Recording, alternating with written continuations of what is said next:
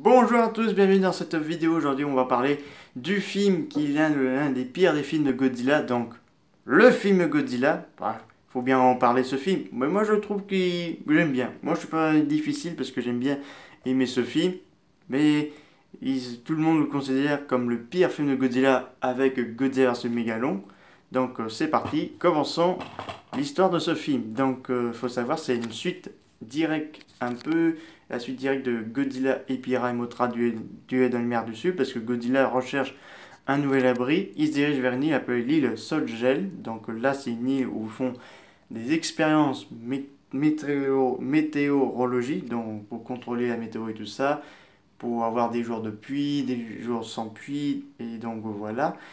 Et donc là, suite à leur expérience, ils donnent naissance des insectes géants, notamment Kamacuras, et une araignée géante appelée Kumonga. Donc là, parce qu'il y a une fille indigène qui s'est crachée apparemment avec son père sur cette île et raconte que son père a été tué par Kumonga.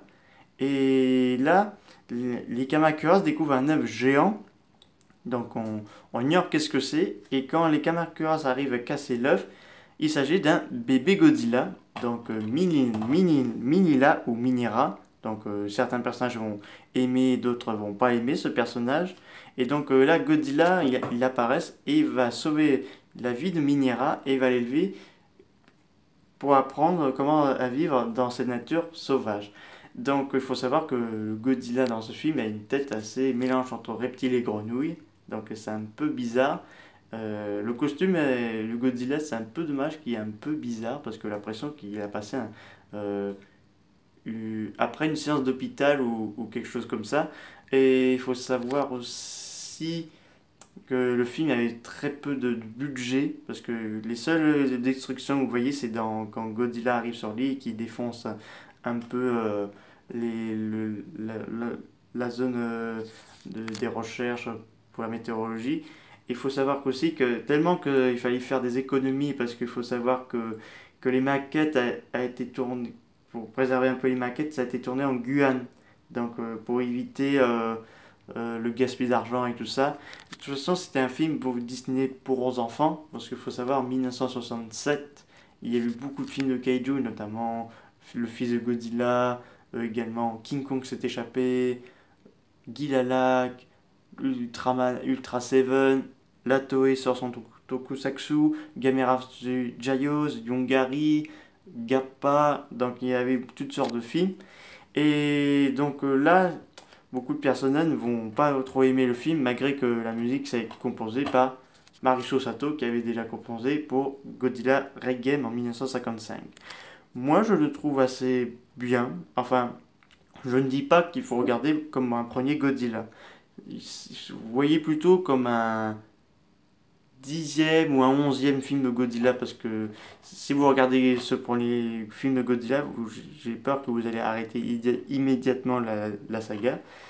Donc là, en plus de ça, parce qu'ils ont découvert que Godzilla peut hiberner quand il neige. Donc là, ils envoient un ballon qui explose, qui donne un nuage d'hiver. Donc là, Godzilla et Minera font Kumonga, que cette dernière voulait manger le petit Minilla. Parce qu'il faut savoir qu'il y a plusieurs noms. On a Minera vient de mot Mini Gojira pour la version américaine, parce que le film a le droit à une version américaine. On le baptise Minella, donc Mini Godzilla. Pareil pour Kamacuras et Kumonga, parce que pour Kamacuras, ça devient Jimanti, et pour Kumonga, ça devient Spiga. Parce qu'en fait, les Américains avaient modifié les noms pour faire à l'avantage à leur plaisir. Donc il faut savoir que Minera a fait d'autres apparitions, notamment dans l'ère Showa, parce que ça devenait un peu le kaiju pour petits enfants. Donc il va apparaître dans un Monster, il va combattre aux côtés de Godzilla et tous les autres kaiju contre King Ghidorah, mais il sera manipulé par les Kilak. Il reviendra dans Godzilla's Revenge, qui est le troisième ou le deuxième pire Godzilla. Donc là, c'est un enfant qui fait des rêves sur l'île au Kaiju, qui est ami avec Minira, qui vont ensemble affronter leurs peurs, notamment Gabara, euh, les bandes de voyous dans la vie du petit garçon. Et Minira va faire un petit flashback dans Godzilla vs Gigan. Puis il va revenir dans les 50 ans de Godzilla Final Wars, où je trouve qu'il est tout à fait bien fait, donc un look assez bien réussi, il voit des petits ronds de fumée, mais après il arrive à lancer un rayon atomique. Quand, dans le film, on voit qu'il lance un petit rond de fumée, donc là Godzilla appuie sur sa queue pour qu'il lance son rayon atomique, et après il arrive à tout seul, et pareil dans le combat contre Kumonga, il a réussi à faire son rayon atomique, donc voilà. Et bon, c'est un peu dommage que ce personnage n'ait pas très aimé, parce que après ça aurait pu avoir du potentiel si c'était assez réussi, mais bon, là ce film a été fait par Jung Fukunda, donc parce que ce dernier n'aimait pas Godzilla, il avait dit qu'il détestait vraiment le personnage, mais la Toho l'a demandé parce que Honda faisait beaucoup d'autres projets, parce que faut savoir qu'en 1966 et 67 il avait fait War Gargantuas et King Kong Escape.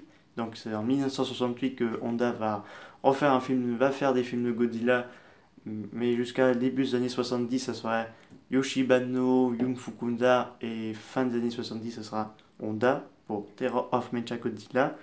Donc Jung Fukunda n'aimait pas vraiment, il n'aimait vraiment pas Godzilla. Il était même obligé, parce qu'il est détesté. Moi personnellement, moi si j'étais Jung Fukuda, j'aurais bien fait les films de Godzilla, si j'étais Jung Fukuda, personnellement. Et d'ailleurs, ils ont travaillé avec Honda et Jung Fukuda sur une série d'Ato que je vous parlerai également, Zone Fighter, qui sortait en 1973, qui est connu bien ou pas une bonne série de tokusatsu ou de kaiju, parce qu'il y en a Godzilla dans cette série avec le côté de Zone Fighter. Donc ça c'était un petit sujet que je vous en parlais. Donc le fils de Godzilla est sorti chez nous en France au cinéma sur le nom de La planète des monstres, le fils de Godzilla.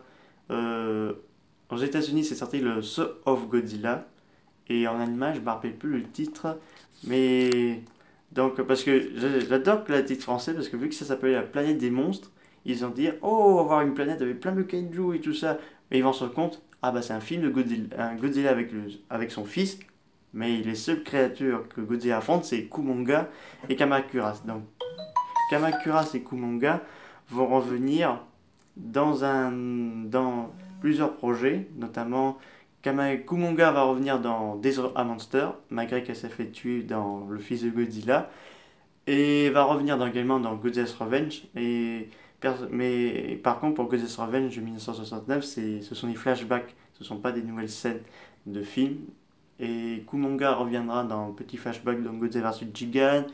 Elle reviendra dans Godzilla Final Wars en 2004. Kamacuras Final Wars en 2004 également. Et quelques flashbacks pour Godzilla's Revenge de 1969. Donc je trouve ça un peu dommage que le film a eu de mauvaises critiques, parce que la fin, c'était assez magnifique quand même, la fin, la relation entre Godzilla et Minera, c'est assez touchant. Et la musique de Masaru Sato est vraiment géniale, parce que j'adore surtout le combat entre Godzilla et Kumonga. D'ailleurs, si vous écoutez cette musique, elle sera recyclée pour Godzilla vs Mechagodzilla dans le combat de King Caesar contre Mechagodzilla. Vous verrez qu'il y aura une ressemblance avec la musique de Godzilla vs Kumonga et King Caesar contre Mechagodzilla. Donc c'est un film à voir ou à pas avoir, un import italien, I Figlio di Godzilla, donc le fils de Godzilla. Titre japonais c'est Kajuto no Kansei Godzilla no Musico.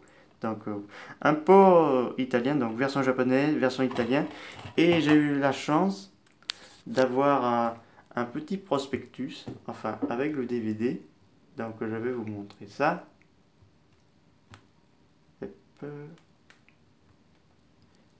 Donc ce prospectus, c'est la collection italienne de Kaiju Ega Godzilla Monster Collection.